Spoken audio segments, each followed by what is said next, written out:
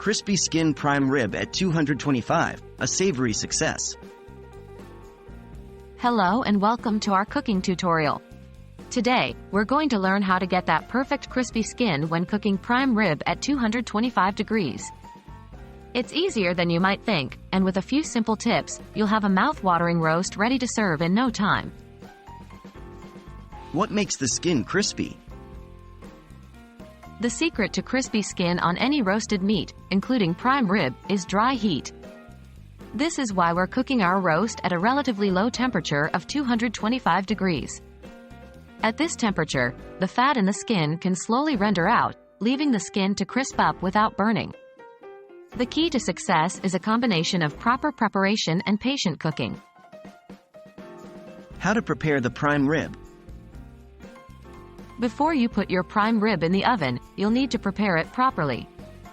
Start by patting the roast dry with paper towels.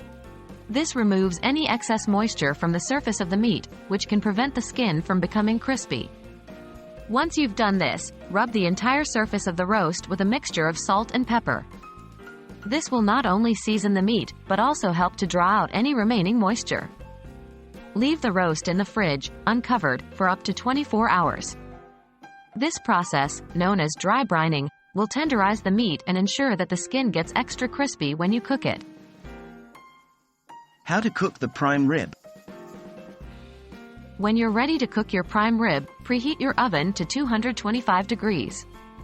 Take your prime rib out of the fridge and let it sit at room temperature for about an hour before you cook it.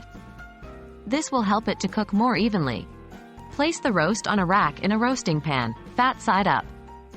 Then put the roasting pan in the preheated oven.